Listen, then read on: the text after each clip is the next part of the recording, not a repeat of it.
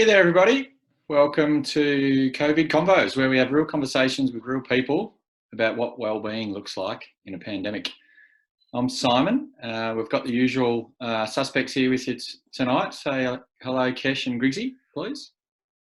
Hey, man. How's it going? Hey, Simon. Hey, guys. And tonight's special guest, we've got Liz Dare, all the way from sunny Western Australia. How are you, Liz? Yeah, I'm pretty good, I have to say, although I have noticed in the last probably 24 hours, things have, I've started to become aware of little talking in the back of my mind, kind of making me aware of some of the things that are going on a little bit more. So, but generally, pretty good. Right. I'm sure you're not alone with those little things talking in the back of your mind. I know what you mean. So, thanks again for joining us tonight, Liz. I was hoping just to kick off, if you're able to just explain a little bit about your background and your interests, and then we can get on with the conversation proper. Sure. Yeah. Who is Liz Dare? Well, I always find that a little bit of a hard one to answer because I wear a number of different hats. I work as a facilitator, coach. I'm a mum, I'm a sister, I'm a daughter of an elderly mother, and I'm also a celebrant. So I guess when it comes down to it, my work is around connection and how people connect to themselves, each other, and nature. And my work takes different forms in how that actually happens. Awesome. Sounds like you got a full plate, that's for sure. Yeah, only little bits of each thing here and there. Yeah. Yeah. So, Liz, how are you seeing the situation at the moment in Western Australia? So in WA at the moment, we've still got schools going, and there may have been some more information that's come out recently in the last few hours that I haven't been up to date with. But yeah, what I'm seeing more and more of is people self-isolating and a little bit of frustration with things not moving fast enough. And there seems to be a fairly good level of responsibility, although you do in some public places see, gatherings, but all of the main sort of like bars and clubs and all of those sorts of things have stopped. Yeah. I'm actually really interested because I feel like, three of us are in Australia right now. Griggsy's in Belgium on day 11 now of lockdown. There's been a shift in Australia, in my point of view, in the last couple of hours, in the last couple of days, from a bit of a blasé response to now South Australia closing borders, Victoria starting to take things seriously by closing schools, and a lot of the other states are now following suit. It's just interesting. Have you felt that shift, Liz, over in Western Australia? Yeah, I think it's because we're kind of, our numbers are a little bit behind, and we don't seem to be taking action as fast as everyone else.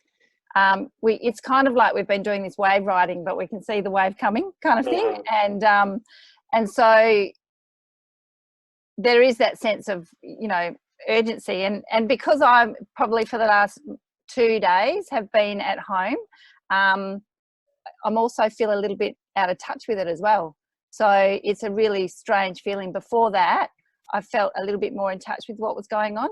My son got back from Melbourne because he was at uni over there, so he managed to get back before they closed the borders. And since then, we have been pretty much at home the whole time. And so what I'm picking up is only on social media. And I did get to a point where I kind of thought, I probably just need to start getting really, really choosy about what I'm actually reading, because it's just so easy to get absorbed by even the beautiful stories, even the kindness pandemic kind of stories can end up being a little bit overwhelming, So that's been my response. And then in terms of WA, I think there'll be sort of the same kind of things happening here as what are happening everywhere else fairly soon. Liz, I was just going to touch on something that I spoke about yesterday, because you brought up the idea of responsibility. And yesterday I had a bit of a crack. It came across as probably a bit ageist about young people and being irresponsible. And I just wanted to follow up, because I heard a story that made me realise that it's not just young people. So I'll just share a quick story, and then we'll get back to your interview. Yeah. The story is that apparently in one of our my wife's grandparents' nursing homes, apparently they've been sneaking out the garage to get out onto the street and get their freedom. So they've had to border up the garage, because these in a retirement home, they've been sneaking out. So it's not just specific age groups, and I've seen photos of people over in Australia who are in their 60s and 70s going and walking the dog and congregating in massive groups, chatting at the park. So it's certainly not just a specific age group. So I just wanted to follow that up, and if anyone felt offended by that. 100%, man. Yep. Today I went to the shops to find lamb mince, of all things. Like, of all the things that are missing in this pandemic, couldn't find lamb mince anywhere that I looked, right? But where I live in Coburg is a very big multicultural, population. So lots of people from, Middle East, Greece, Italy, and they usually just hang out at their cafes, and all the old people get together and they meet each other in the streets and they congregate and they have chats, and all this still going on. Like, it's definitely dropped off a bit. Like, there's much smaller groups than usually are there. But you see that circle of older men, they must be at least 16, 70, sitting there at their cafes, smoking a cigarette and having like really heated discussions with each other. And I'm just like, do you not understand all the things you're doing are bad for you? Well, I think the really interesting thing, the thing is that the information is that they're getting access to would be from the television and the radio. And so they're, not necessarily getting regular kind of updates, whereas most people are getting their information through social media, and really good information from people who post really good data. So it doesn't surprise me, and that's, I've noticed that here too. Older people are really a little bit blasé. Yeah, I think you're onto something there, Liz. Or that was sort of the thought in my mind as well. That and in some ways it's a good thing. Maybe not in times of crisis like this where it's changing so rapidly. But I think older people who are still just getting the news in the morning, reading the newspaper, or in the afternoon now, like, leaving aside any judgments about the accuracy of that news, but they're not tuned in constantly. Their phone's not beeping every 5 minutes to tell them the latest. But and that was, I think, contrasting that with at least my experience on Sunday. It sounds as though you guys might have been similar, but sort of Sunday seemed to be a real turning point where, I was getting messages from friends and all sorts of things about, what the Victorian Premier said, and then the news conference with the Prime Minister and so on and so forth. But yeah, if you're just waiting for the evening news, you're probably a little bit out of date already. Yeah. Liz, I'm just interested to hear how your work's being affected, because you've obviously got a really diverse skill set there and bunch of responsibilities. So how have those been affected by the pandemic so far? Well, clearly weddings, had to cancel weddings, and then I'm also getting the phone calls from people who've had to cancel their weddings and wanting to book further down the track. So and because their celebrant that they've had for their April wedding is not available because they've already been booked for their October wedding, those kind of things. I don't do many funerals, but I've had people asking me about funerals, and I think this is a really interesting one because the impact that it's going to have on families gathering together is huge. So I've heard a story from another celebrant, which was on, I think this was Saturday or maybe even Friday, and the heartbreak of actually someone being in a situation where they're burying their child and they're not actually allowed to be, people around them are there to give them hugs and condolences. it's hard. That sort of thing's really, really heartbreaking. I wonder, Liz, I don't know whether it sounds like you've got more experience in this stuff than me, but there seems to be all sorts of innovations coming out already about how to, sort of get as much as a sort of ordinary everyday life as possible under these extremely different circumstances. But I wonder whether you've put any thought into it, or anyone else has, about, whether it's, I haven't shuddered to sort of bring it up because it's so impersonal, but whether there's another way of doing a funeral, or some sort of celebration of a person's life that is alternative to the traditional, let's all cram everyone together into a small room and for a few hours and talk about them. Yeah, well, it's an interesting one, because I have given this a bit of thought, and it's probably a little bit inspired by the fact that last year, when my dad died last year, and we decided that we wanted to have a family service, so that it was just a really close, small group. So just, Dad's family and his brothers and sisters, so that we could actually be there and be really present, and not feel like we had 200 other people behind us that we had to turn around and face at the time. And then we had, so that was on a Friday, and then we followed on the Monday with a memorial. And I think if families were able to do that kind of thing, where you could actually have a private service, and then you could have a memorial online, then you could actually do some really beautiful stuff. I think you could actually really honour a person's life really well. I think, there's actually something that I want to go back to first off, which is, the human aspect of heart-wrenching, agony that actually comes with the fact of losing somebody and not being able to rely on routine or cultural habits. That's what they're there for. The reason why we invented things like funerals and marriages is so we can draw upon the support of our network in a way that makes sense to us and feels right to us. And that needs to be acknowledged. And we had that talk with Peggy the other day around collective grieving. Like, that's another thing that we've lost. And I want that to be, kind of recognized. That's hard. So I'm really glad that you brought that up, Liz. But on the other side of that, like Simon's saying, I also see everything that's happening with COVID as an opportunity to reassess our expectations, right? The reason why we have funerals in the way that we do is because they become habitual.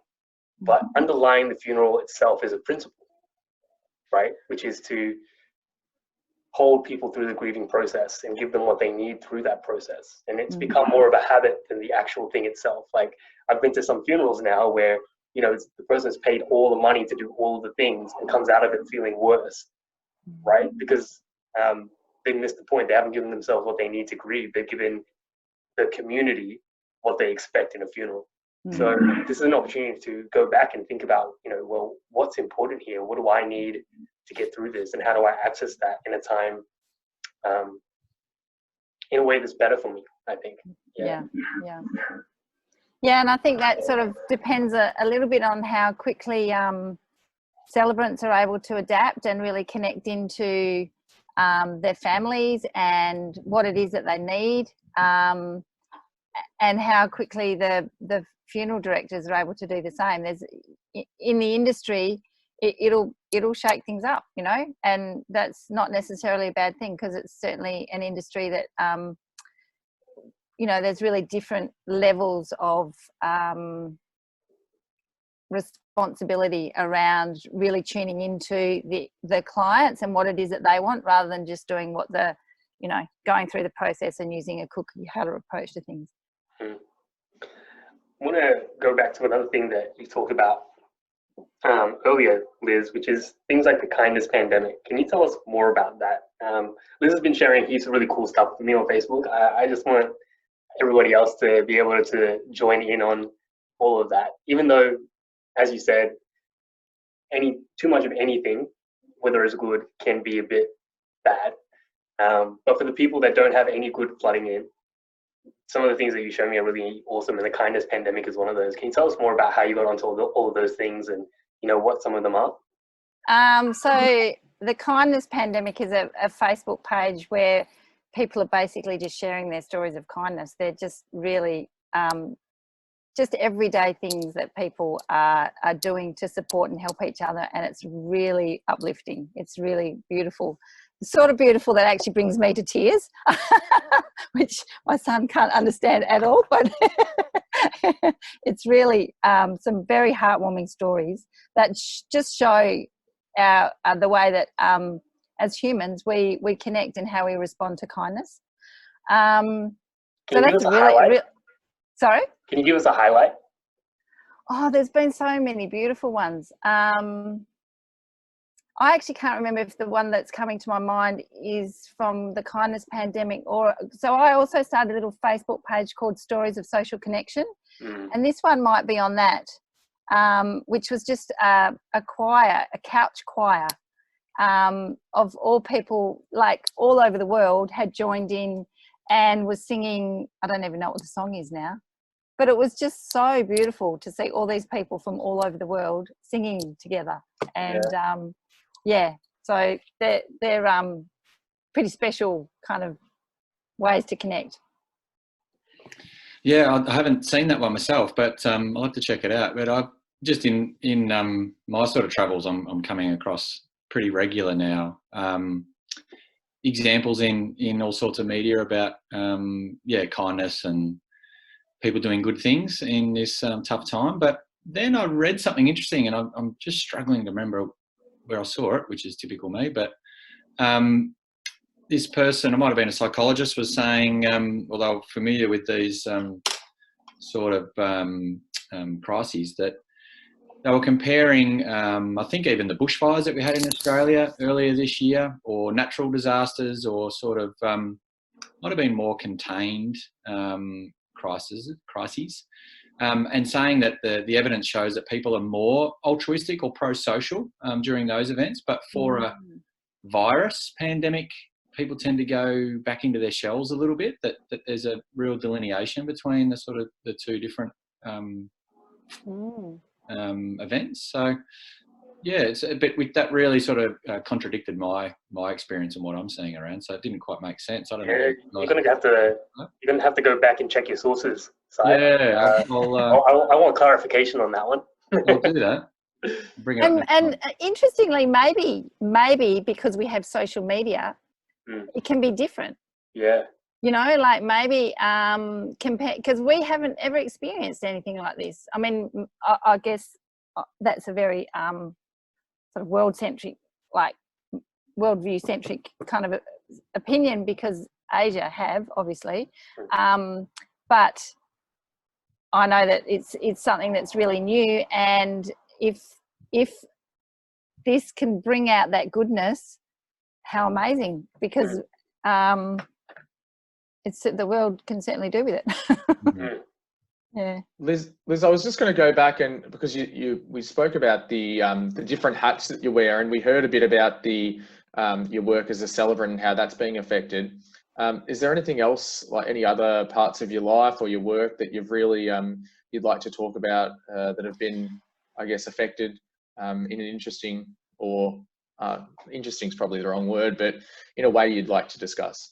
Yeah, or anything that this whole experience has brought up for you, any questions or things that you want to explore?